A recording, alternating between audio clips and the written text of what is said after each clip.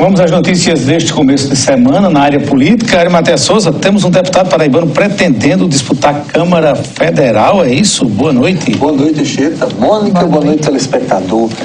Os principais jornais do país divulgaram nos últimos dias que o deputado paraibano Aguinaldo Ribeiro, líder do PP na atual legislatura, cogita sim disputar a Câmara Federal no próximo ano. É que progressivamente está se desgastando a relação do presidente eleito Jair Bolsonaro ou do entorno dele com o atual presidente da Câmara, Rodrigo Maia, do Democratas do Rio de Janeiro, que tenta pavimentar a sua reeleição. Em algum momento dessa crônica política, Bolsonaro até chegou a simpatizar com a possibilidade de ter Rodrigo Maia reeleito como forma de pavimentar as prioridades do governo em termos de pauta. É o presidente da Câmara que define a pauta de votações. Nesses últimos dias houve um esgarçamento dessa evolução em torno de Rodrigo Maia, e aí aflorou o nome de Aguinaldo Ribeiro como alternativa para disputar a Câmara Federal no bloco do Centrão, que é o bloco que reúne alguns partidos, o PP, o PRB, o PR, o PTB. Esse bloco Centrão não tem conseguido ter a influência até agora que esperava no governo Bolsonaro. É um aglomerado de partidos, uma coligação informal de legendas que tem na atual legislatura em torno de 240 votos na Câmara Federal. Ou seja, baliza em algum momento as definições na Câmara Federal. Com vistas à próxima legislatura, o presidente eleito mudou a estratégia. Para a composição da equipe, ele está se voltando menos para as lideranças partidárias e mais para as chamadas bancadas temáticas, ou seja, bancadas de evangélicos, do agronegócio.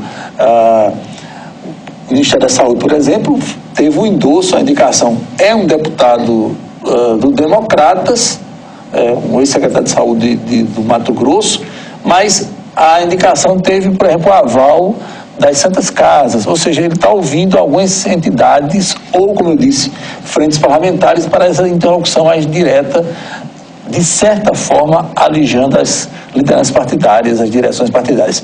Se isso vai dar certo ou não, a conferir. Por falar em liderança partidária, Mônica, um outro aspecto nacional é que alguns setores do PSDB estão insatisfeitos com o rolo compressor no qual se transformou o governador eleito de São Paulo, João Dória, que quer assumir o controle do partido nacionalmente, até em função do desgaste do ex-presidenciável e ex-governador de São Paulo, Geraldo Alckmin.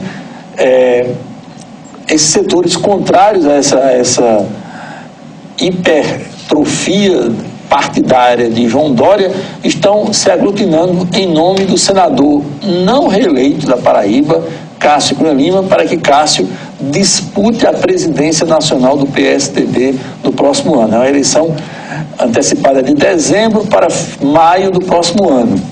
E tudo indica, se avançar esse segmento partidário, é um segmento no qual está o próprio Geraldo Alckmin, está Tasso Gereissati, senador do PSDB do Ceará.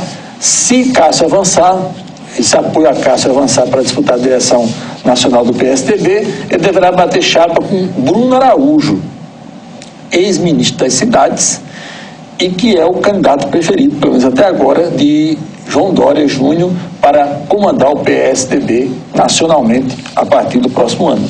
Ari, como é que está essa questão do especulado motim, essa movimentação na Câmara Campinense em relação ao mandato, da mesa diretora para o segundo biênio? É uma movimentação até agora, ali até onde a vista alcança, restrita e que não deverá ter maiores desdobramentos. O curioso disso é que é um núcleo de 6 vereadores da base governista, ou seja, do grupo de apoio ao prefeito Romero Rodrigues, e mais curioso ainda, dos 6 vereadores, 2 são do partido de Ivonete, ou seja, os vereadores João Dantas e Pimentel Filho. Aliás, esses 2 vereadores já se manifestaram negando publicamente que estejam com qualquer tipo de articulação para questionar o segundo mandato de Ivonete, que vai de 1º de janeiro de 2019 a 31 de dezembro de 2020, mas outros vereadores confirmaram informalmente que foram, sim, sondados para eventualmente discutir essa revogação da eleição que foi antecipada para a recondução de Ivonete ao segundo biênio no Poder Legislativo de Campina Grande.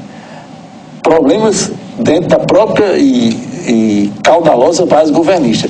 É aquela história que serve também para outros parlamentos. Quando a oposição não faz muito barulho ou não tem muito voto, a própria situação cuida de criar o que se chama na política de fogo amigo. Pois é, isso é muito comum. Ainda por falar em Câmara, um inquérito civil foi instaurado para investigar as contratações de pessoas para atividade de suporte e apoio parlamentar pela Câmara Municipal de Campina Grande. A publicação foi feita no Diário do Ministério Público da Paraíba da última sexta-feira, por meio da Promotoria de Justiça especializada na defesa do patrimônio público em Campina Grande. A presidente da Câmara, a vereadora Ivonete Lugério, disse que ainda não foi notificada sobre o inquérito, cujo objetivo é individualizar as supostas irregularidades e colher informações para uma eventual ação civil pública. Ivonete informou que pretende colaborar com a investigação e que tudo é feito por ela na mais absoluta lisura. O Ministério Público quer identificar os responsáveis e reparar eventuais danos e inibir essas práticas caso sejam encontradas irregularidades. De acordo com o SAGRE, Sistema do Tribunal de Contas da Paraíba, em setembro de 2018, a Câmara Municipal de Campina Grande empregava 294 funcionários comissionados, o que representa 75% do total de servidores. Com eles, a Câmara gastou, no mês de setembro, R$ 943.768,42, de um total de R$ 1.396.832,71 com os servidores. Dos 294 servidores comissionados, 260 são assessores parlamentares com salários que podem chegar a mais de R$ 8.000. A Câmara ainda tinha, em setembro, 31 servidores contratados por excepcional interesse público, ocasionando ainda um custo de R$ 38.425. Desse total, 17 funcionários ou servidores ocupam o cargo de apoio parlamentar. 3 coisas que vão balizar essa apuração. Primeira delas, esses cargos comissionados estão respaldados na legislação pertinente da Câmara. Segundo ponto, a Câmara extrapolou com esses gastos a lei de responsabilidade fiscal. E terceiro, se há casos de nepotismo, que na verdade toda casa legislativa coloca na condição de cargos comissionados, o número é alto, mas coloca no patamar de qualifica como cargos comissionados as assessorias de cada um, no caso aqui dos 23 vereadores. Os destaques nacionais aqui, primeiro deles a juíza federal Poliana Kelly, que é da 12ª Vara Federal de Brasília, denunciou 20 pessoas na operação Registro Espúrio. Uma delas, o ex-deputado, presidente nacional do PTB, Roberto Jefferson. Essa operação Espúrio, só recordando um pouquinho, diz respeito à utilização fraudulenta da estrutura do Ministério do Trabalho para a obtenção de registro de entidade sindical. Na primeira denúncia foi incluído o nome do deputado paraibano Wilson Santiago Filho, que passou interinamente pela liderança do PTB na Câmara Federal, mas com a evolução da apuração, ele não foi denunciado pela juíza nesse caso. E outra denúncia hoje partiu da Operação Lava Jato, não de Curitiba, mas de São Paulo. A ramificação da Lava Jato em São Paulo denunciou novamente o ex-presidente Lula. Nesse caso, seria por lavagem de dinheiro numa operação relacionada ao país Guiné Equatorial, que fica na África.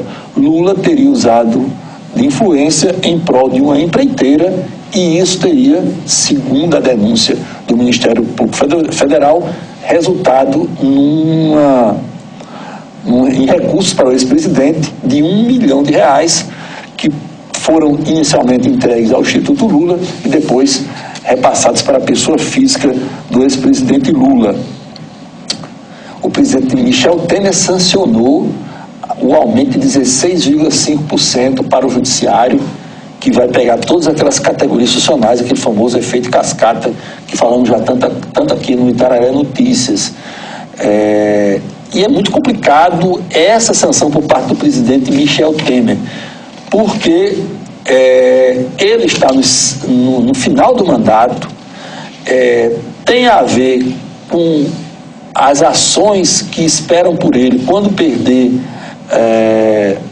a blindagem da presidência da República. A partir de 1º de janeiro, Michel Temer vai passar a responder uma série de processos no judiciário que esperam apenas a conclusão do mandato dele como presidente, por terem sido praticados fora do exercício da presidência. E aí esse aumento do judiciário dá margem a vários tipos de interpretação.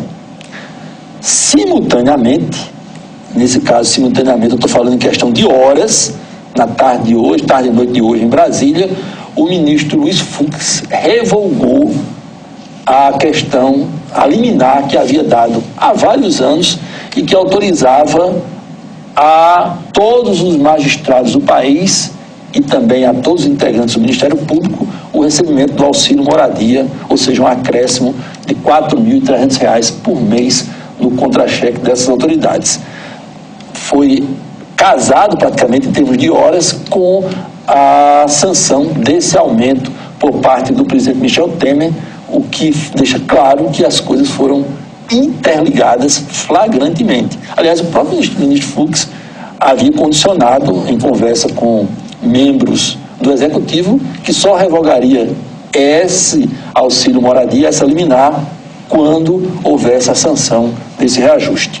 Se tratando de poder político, partidário, isso não é novidade. Agora, para o judiciário, é uma tristeza a gente ter que acompanhar esse tipo de situação. E para fechar, outra redução hoje no preço da gasolina por parte da Petrobras. E a gente vem com um número muito emblemático. A partir de amanhã, o preço da gasolina litro nas refinarias da Petrobras passa a R$ 1,50. Vou repetir, R$ 1,50, ou seja, 200% a menos do que é cobrado no posto que menos cobra por gasolina atualmente em Campina Grande. É imoral, viu?